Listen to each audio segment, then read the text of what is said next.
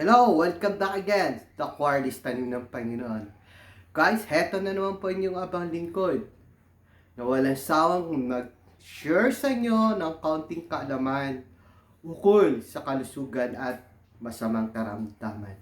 This time guys, meron pong dalawang nutrient that you have to be very careful of taking. Why? Our body is taking a lot of time kung paano po to ilabas, ma-flush out. Okay? Pag hindi po na ilabas agad ora-orada ito guys, believe me, nagiging toxic na lang po ito sa loob ng katawan natin. Okay? And this nutrient called calcium, no? Especially, no? Kapag magnesium deficient po tayo. Why? Kasi ang magnesium po kasi guys, siya po yung controller and regulator ng calcium sa loob ng katawan natin. Kapag magnesium deficient po tayo guys, believe me, these nutrients called calcium, they start building up inside your kidney. No? Reason, may tinatawag po kidney stone. Ito po yun.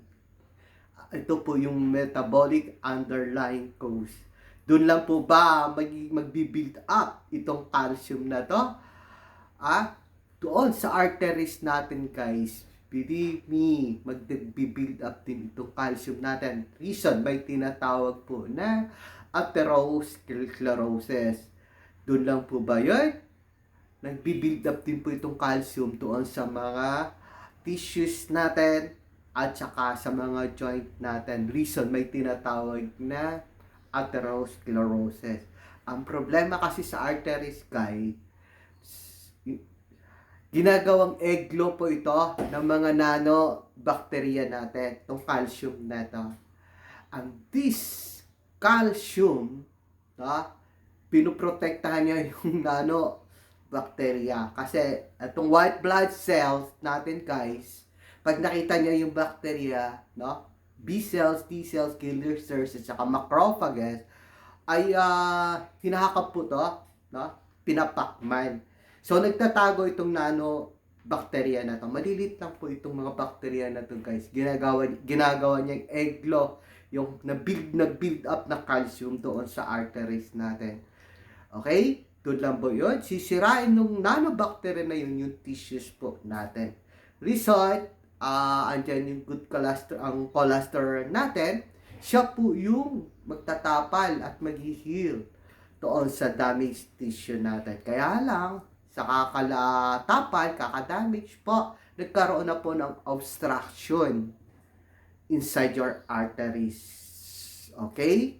Kapag nagkaroon ng obstruction, nakikita nyo po yung gripo kapag manatiling bukas po ito guys.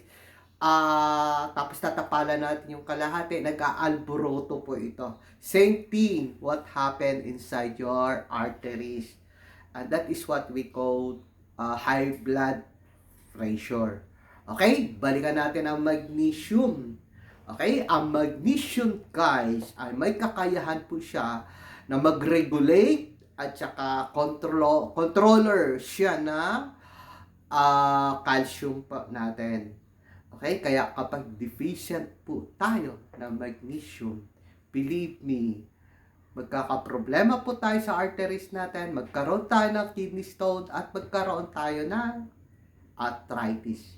Okay? So, kapag may nag-manifest na stone formation, kidney stone formation inside the arteries, calcium formation, guys, kailangan mo ng K2 o MK7 menaquinone. Why? Ito naman ang trabaho ng K2 guys. Siya po yung transporter ng calcium natin. Binibitbit niya po ito doon sa buto natin. Beside, sa collagen natin. And always remember this guys. Ang buto po natin as made up, 70% as made up collagen. Okay? So, yung 30% po guys, andyan po yung phosphorus, magnesium, potassium, and sodium. Kasama na po doon yung calcium. Kaya mali yung nakalisna natin guys, na kapag kailangan lumakas, tumibay, no, yung buto natin, kailangan natin ng calcium. Mali po yun. Kasi 70% ng buto natin guys, collagen. Okay? At yung 30% at 70% na yan guys, nag-absorb, magtatrabaho lang po ng maayos yan tungo doon sa bones natin kapag meron tayong ergosterol. Yun yung vitamin D3 nang gagaling sa plant. Since bibihira po yan guys, nakikita lang po yan, natatagpuan lang po yung ergosterol doon sa mga chaga mushroom. So, kapag wala po tayo sa diet, pwede po natin gamitin yung araw, yung spectrum, yung spectrum ng wavelength ng sun.